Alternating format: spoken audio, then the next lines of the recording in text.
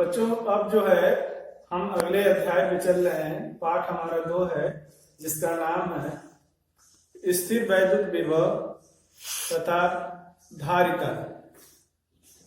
Physics का हर lesson अपने में बहुत ही महत्वपूर्ण है। तो स्थिर वैद्युत विभव को समझने के लिए आप इस तरह से समझिए कि इसका जो है कि भौतिक विज्ञान में या इलेक्ट्रॉनिक भौतिकी में बहुत ही जो है महत्व है।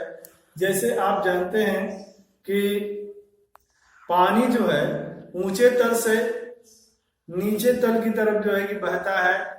हवा जो है उच्च दाब से निम्न दाब की ओर प्रवाहित होती है। ठीक उसी प्रकार से आवेश का प्रवाह दो बिंदुओं के बीच कैसे होता है इसको जानिए। यदि कोई आवेश है वह दो बिंदुओं के बीच जो है प्रवाहित होना चाहता है तो इन दोनों बिंदुओं के बीच विभव में अंतर होना अति आवश्यक है। यदि बिंदु A पर भी विभव जो है 5 वोल्ट हो और बिंदु B पर भी विभव जो है A पर भी जो है 5 वोल्ट हो और B पे भी 5 वोल्ट हो तो आप यहां कह सकते हैं कि दोनों बिंदुओं का विभव क्या हो गया, समान हो गया। जब विभव समान हो जाएगा तो यह ध्यान में आप रखिएगा कि आवेश का प्रवाह किसी भी दिशा में नहीं होगा। आपको यह जानकर जो है कि कहने का मतलब है कि जिज्ञासा आगे जागृत होनी चाहिए कि जैसे अगर आवेश के प्रवाह की बात बताएं तो धन आवेश जो होता है सदैव उच्च विभव वाले बिंदु से निम्न विभव वाले बिंदु की तरफ जो है प्रवाहित होता है। लेकिन आपको यह भी मालूम है कि परमाणु के अंदर जो है धनावेश जो है नाभिक में स्थित होता है और एक तरह से वह स्थिर होता है। तो यहाँ एक चीज आपको समझना होगा कि यहाँ इलेक्ट्रॉन जो ऋणावेशित होता है उसका प्रवाह आवेश के रूप में ज्यादा जो है कि देखा जाता है। तो हमेशा दिमाग में रखिएगा कि दो बिंदुओं के बीच आवेश का प्रवाह जो है इलेक्ट्रॉनों के कारण होता है और इलेक्ट्रॉन सदैव निम्न विभव वाले सिरे से उच्च विभव वाले सिरे की तरफ जो है प्रवाहित होते हैं। तो हमेशा दिमाग में रहे कि आवेश प्रवाहित होने के लिए दो बिंदुओं के बीच जो है विभव का अंतर होना अति आवश्यक है। अंतर से हमेशा प्रवाह बना रहता है। एक जैसी स्थिति अगर रहेगी तो कहने का मतलब ये कि प्रवाह जो है रुक जाएगा। इसीलिए दो बिंदुओं के बीच जो है विभवांतर को सबसे पहले समझते हैं। फिर इसके बाद जो है वैद्युत विभव को समझने के लिए सबसे पहले आपको वैद्युत विभवांतर जानना अति आवश्यक है। तो पाठ की भूमिका की तरह इस तरह समझिए, दिमाग में हमेशा रखिएगा। जैसे देखिए यहाँ एक समान वैद्युत क्षेत्र है। कैसे एक समान वैद्युत क्षेत्र है? यह जो खींचा गया है एरो की तरह बनाया गया है, जो बाण बनाया गया है यह जो है रामायण और महाभारत में चलने वाले बाण नहीं है बच्चों, बल्कि यह जो है कि यह वैद्युत बल रेखाएं हैं और वैद्युत बल रेखाएं जब समांतर होती हैं तो आपको बताया गया है कि वैद्युत बल रेखाएं जो है समांतर होने का मतलब यह कि वैद्युत क्षेत्र एक समान है। यदि वह वैद्युत बल रेखाएं कर्व के रूप में, वक्र के रूप में अगर प्राप्त होती हैं, इस तरह से घुमावदार होती हैं तो वह असमान वैद्युत क्षेत्र को जो है प्रदर्शित करती है। तो यहाँ वैद्युत क्षेत्र एक समान है। वैद्युत क्षेत्र में हमने दो बिंदु लिया है, ए और क्या है बी।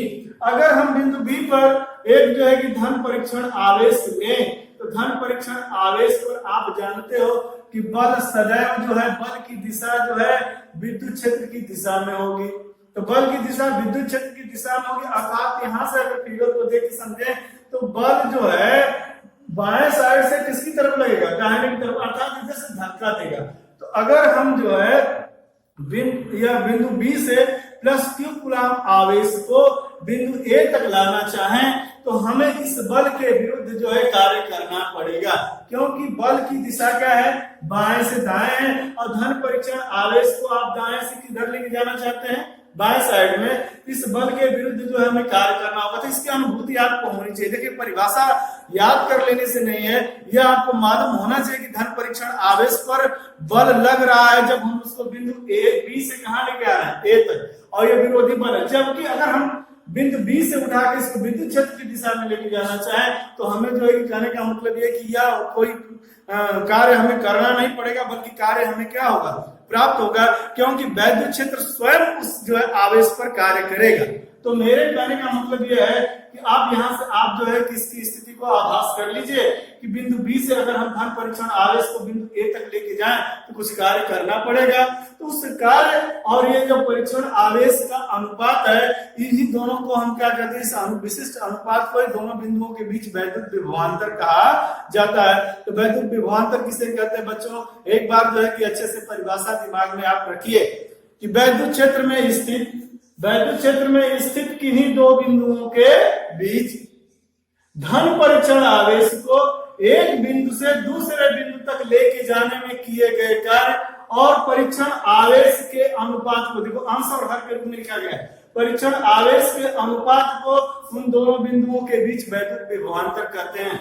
यदि जो है बिंदु ए पर वैद्युत विभव VA हो और बिंदु बी पर जो है वैद्युत विभव VB हो, तो दोनों बिंदुओं के बीच वैद्युत विभवांतर VA माइनस VB बराबर W बटा में क्या होगा, Q0। तो यह वैद्युत विभवांतर की परिभाषा हो गई। अगर हम इसका मात्रक देखें बच्चों, कार्य का मात्रक जूल होता है और जो है कि आवेश का मात्रक कूलाम होता है, तो इसका एक मात्रक हो गया जूल प्रति कूलाम। लेकिन जो ज्यादा प्रयोग होने वाला मात्रक है वो वास्तव में वोल्ट है, जिसको आपने देखा होगा कि 100 वोल्ट 50 वोल्ट इस तरह से बल्ब में लिखा हुआ आपको मिलेगा, 12 वोल्ट की बैटरी, इस तरह से सुना होगा आपने। तो या जो ड्राई हमारा सेल आता है 1.5 वोल्ट, तो वोल्ट शब्द ज्यादा फेमस है। ये जो वोल्टा थे साइंटिस्ट, उनके नाम पर जो है कि यह जो वैद्युत विभवांतर का मात्रक वोल्ट रखा गया। तो इसका मात्रक आप सबसे पहले अगर पूछने पे बताएंगे सदैव जो है कि वैद्युत विभवांतर का मात्रक वोल्ट होता है, लेकिन एक दूसरा मात्रक भी आप कह सकते हैं इस फार्मूले के अनुसार से, जूल प्रति क्या है, कूलाम। 1 वोल्ट बराबर होता है 1 जूल प्रति कूलाम। और वोल्ट की परिभाषा अगर देना चाहें कि 1 वोल्ट किसे कहते हैं, तो इसकी सीधी सी परिभाषा है कि यदि वैद्युत क्षेत्र में स्थित किन्हीं दो बिंदुओं के बीच एकांक आवेश को एक बिंदु से दूसरे बिंदु तक लेके जाने में किया गया कार्य 1 जूल प्रति कूलाम हो, तो दोनों बिंदुओं के बीच जो है वैद्युत विभवांतर का मान 1 वोल्ट होगा। परीक्षा में 1 नंबर में जो है 1 नंबर के प्रश्न में जो है अक्सर ये पूछ देता है कि 1 वोल्ट की परिभाषा लिखिए। अच्छा, जब आप वोल्ट की परिभाषा जो है कि समझ चुके हैं तो आगे बढ़िए बच्चों। आगे चलने पे यदि हम मान लें कि ये जो हमारा बिंदु बी है ये कहाँ हो, अनंत पे स्थित हो, वैद्युत क्षेत्र के बाहर हो, तब क्या होगा, तो वैद्युत क्षेत्र पर जो है वैज्ञानिकों ने स्वेच्छा से माना है कि अनंत पर वैद्युत विभव का मान जो है सदैव जो है शून्य होता है, सदैव शून्य होता है। अर्थात VB का मान क्या होगा, शून्य होगा। तब बिंदु A पर वैद्युत विभव का मान हम पता कर सकते हैं। तो बिंदु A पर विद्युत विभव का मान VA बराबर क्या होगा, W बटा में क्या होगा, Q0। यहाँ से परिभाषा आप बना सकते हैं कि हमारा चूंकि बिंदु B जो है कहाँ स्थित है, अनंत पर। तो अनंत पर स्थित यदि हम जो है कि एकांक आवेश को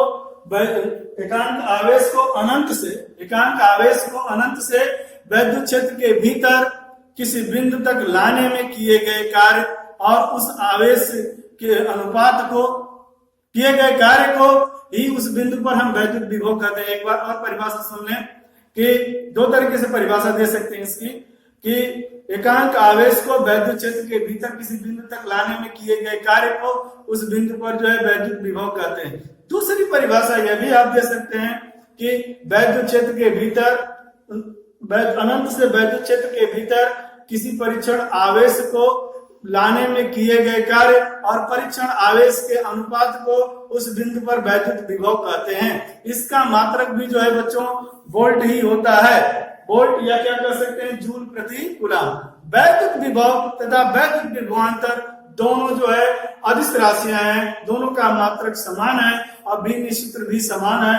भिन्न सूत्र इसका जो है m की घात 2, t की घात -2, a की घात -1 होता है। इतना आप जो है जरूर से कंठस्थ करके चलिएगा, क्योंकि बार बार इनका रिपीटेशन होना है आगे के जो है कि टॉपिक पे।